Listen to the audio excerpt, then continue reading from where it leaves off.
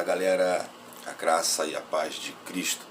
Bem-vindo ao nosso canal Colégio do Discípulo. Eu sou Jonathan Cadiz e quero compartilhar com você mais um vídeo falando da palavra de Deus, tá bom? Hoje a gente vai dar continuidade a uma sequência muito importante de vídeo que a gente está aqui já há algum tempo falando, apresentando Jesus no caminho de Emaús, Jesus em toda a Bíblia, Jesus de Gênesis a Apocalipse. Em Lucas 24, no versículo 27, Jesus encontra dois discípulos, Jesus já ressuscitado, no caminho de Emaús. E eles estão atordoados, eles estão com dúvida, eles estão receosos. E Jesus, então, a Bíblia diz que ele lhe abriu as Escrituras e mostrou como ele aparece em toda ela. Então Jesus está presente em toda a Bíblia. Esse é nosso objetivo nessa playlist, nessa sequência de vídeo. Quero te pedir que fique conosco até o final, dê o seu like, compartilha, ativa o sininho. Fazendo assim você faz o YouTube entender que os nossos conteúdos são de grande significância. Então ele compartilha para mais pessoas, então você nos ajuda muito fazendo isso. Estamos no começo, mas com a sua ajuda nós vamos crescer para a glória de Deus.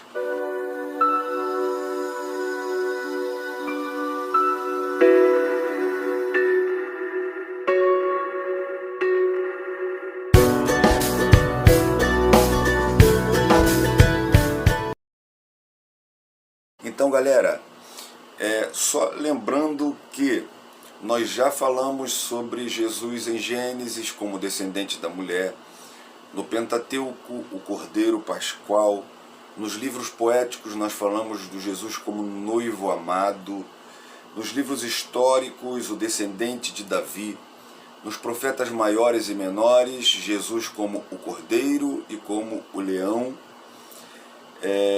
Nos evangelhos nós mostramos Jesus como rei, como servo, como Deus e como homem. E em Atos dos Apóstolos nós mostramos Jesus como o ressurreto. Hoje nós vamos escolher um símbolo importante de Jesus nas epístolas paulinas, nas cartas de Paulo, tá bom? Só fazendo aqui vamos refrescar sua memória. Lá no primeiro vídeo a gente mostrou Jesus em toda a Bíblia. Vamos ver como Jesus é mostrado nas epístolas de Paulo. Em Romanos, ele é a justiça de Deus, Romanos 8,30.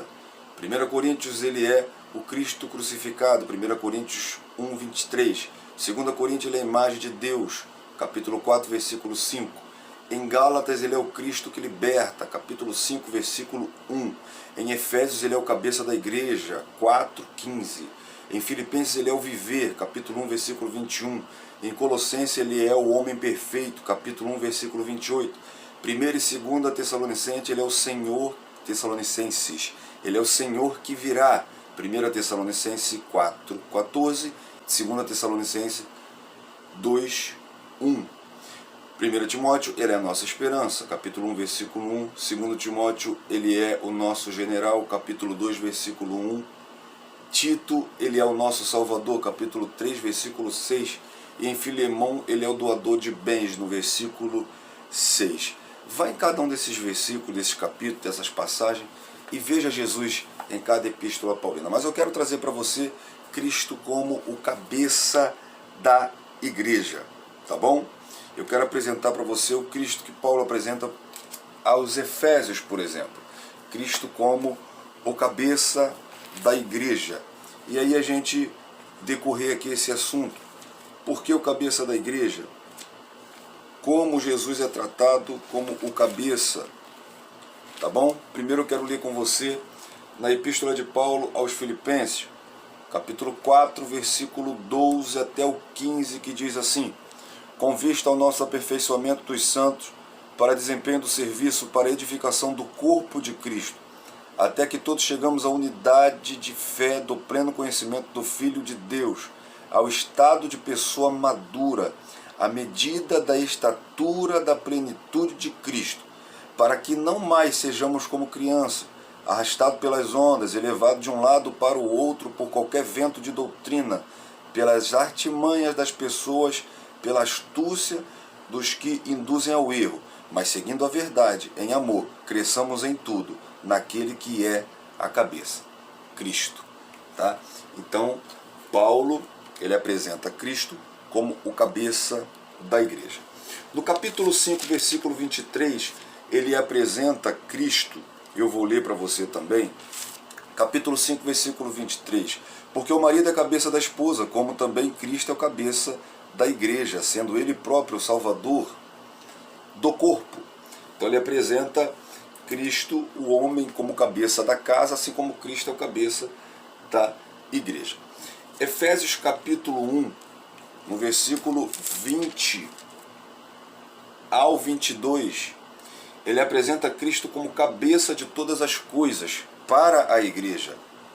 Ele exerceu esse poder em Cristo, ressuscitando-o dentre os mortos, fazendo-o sentar à sua direita nas regiões celestiais, acima de todo principado, potestade, poder, domínio e de todo nome que se possa mencionar, não só no presente século, mas também no vindouro, e sujeitou todas as coisas debaixo dos pés de Cristo, e para ser o cabeça sobre todas as coisas, o deu à igreja. Tá bom? Ele vai dizer também, lá em Colossenses, capítulo 1, versículo 18, que Cristo é o cabeça do corpo que é a igreja.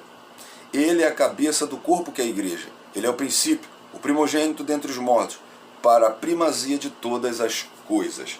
Tá?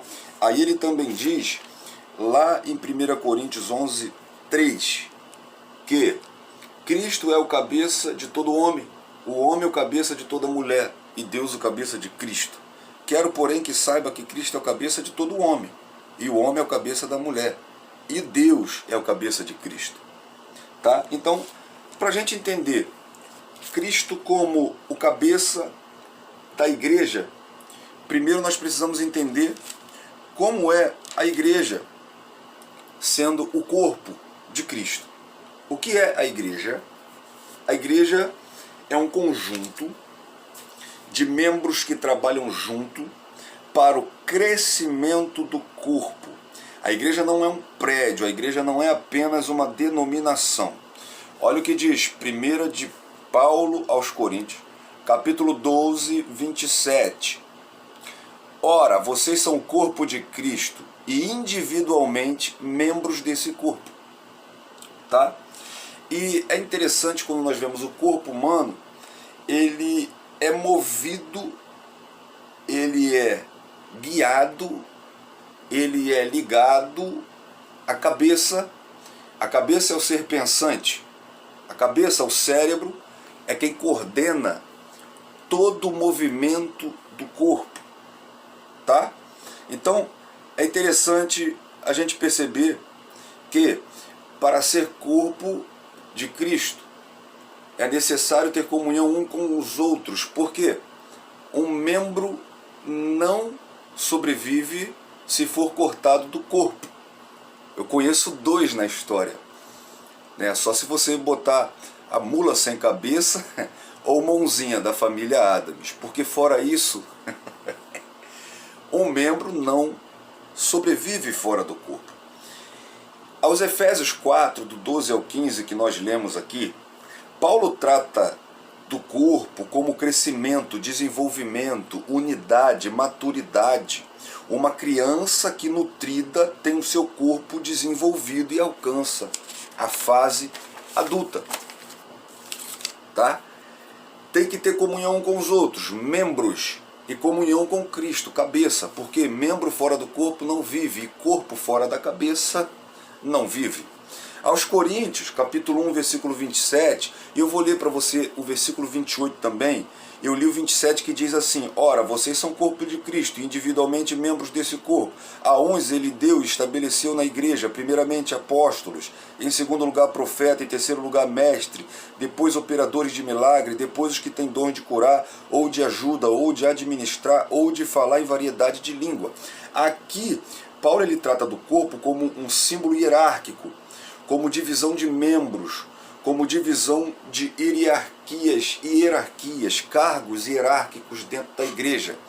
Membros, cada um tem sua função em particular. Ora, se eu não tivesse olho e só tivesse ouvidos, seria difícil. Mas se eu só tivesse olhos, se eu só tivesse ouvidos e não tivesse nariz, seria difícil. Cada membro é especial na sua função. O polegar do seu pé, o dedinho mindinho do seu pé, ele é responsável por 40% do seu equilíbrio. Então você sem o dedinho do pé já te prejudica. Tudo no seu corpo é especial. Então qualquer membro na igreja, no corpo da igreja de Cristo, ele é especial. Ele tem sua função, tá? Pode ser na portaria, pode ser lavando o banheiro, não tem essa de que quem prega é maior do que quem está na porta. No Evangelho, no corpo de Cristo, isso não existe. Que quem limpou a igreja é menor do que aquele que faz parte do ministério de louvor. Não, não, não. Isso não existe. Cada um é membro do corpo e trabalha para a sobrevivência do corpo. Tá? Sobrevivência que eu digo para o crescimento, para a expansão, trabalha para o corpo. E tudo isso sendo conduzido pelo cabeça, que é Cristo. Porque o corpo, ele é o cabeça, o cérebro, ele é quem comanda, quem coordena, quem dá as ordens. Tá? Então Cristo, ele é o cabeça porque ele está acima, porque ele é o centro, porque ele comanda, controla, dá as ordens, governa. Ele é quem une o corpo. Tá?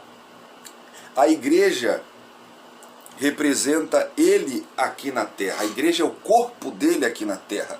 Assim como o sangue circula por todo o corpo para lhe dar a sobrevivência, o sangue de Cristo é quem dá a sobrevivência, a vida eterna para a sua igreja. Ele é o cabeça porque a igreja é dele. Mateus 16, 18, sobre esta pedra edificarei a minha igreja. Tá bom? E aqui é interessante a gente entender que a pedra não é Pedro. A pedra é Cristo.